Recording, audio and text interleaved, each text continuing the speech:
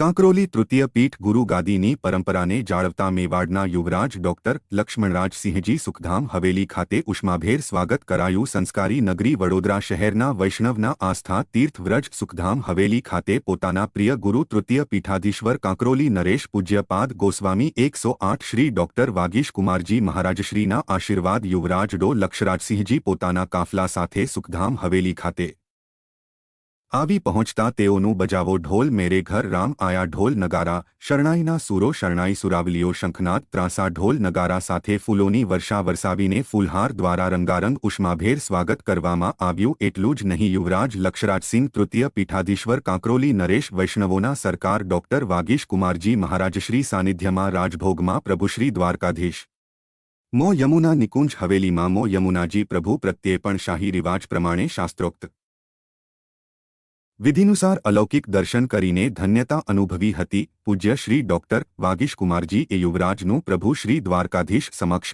ખેસ પ્રભુના પાનબીડા અને માલાજી દ્વારા અલૌકિક સ્વાગત કરાયું હતું.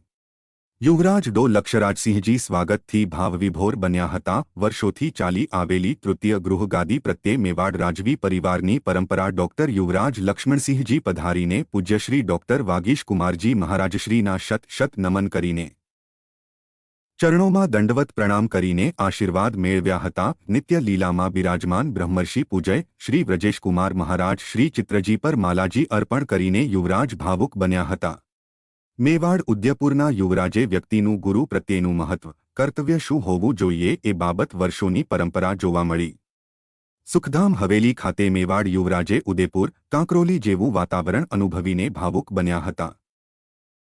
પૂજ્ય શ્રી ડોક્ટર વાગીશ કુમારજી મહારાજશ્રી એ સર્વોત્તમ સ્તોત્ર પુસ્તક મેવાડ યુવરાજને આપીને વિશિષ્ટ સન્માન કર્યું હતું. પૂજ્ય શ્રીને લક્ષરાજસિંહજી દ્વારા વીર વિનોદ પુસ્તકની ભેટ પૂશ્રીને આપીને પરસ્પર વિચારોની આપ લે કરી હતી. વર્ષોથી કાંકરોલી તૃતીય પીઠાધીશ્વર ગુરુ ગાદી પ્રત્યે રાજ પરિવારનો ગુરુ પ્રત્યયનો પ્રેમ આજે સુખધામ હવેલી ખાતે મેવાડ યુવરાજ પધારતા સકલ વૈષ્ણવ સૃષ્ટિમાં આનંદોત્સવ જોવા મળ્યો. बड़ौदा के अंदर हवेली के अंदर उपस्थित होकर जो है बड़ी गर्व की अनुभूति हो रही है, बड़े हर्ष की अनुभूति हो रही है.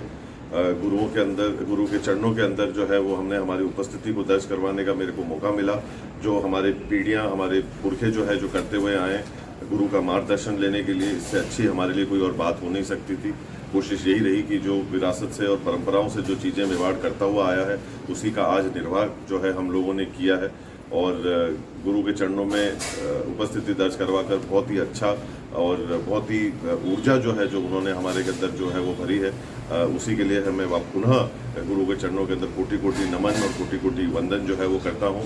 और सभी मेवाड़ वासियों के लिए, देशवासियों के लिए जो है वो मैं कामना करता हूँ कि उनकी उन्नति, प्रगति और शांति जो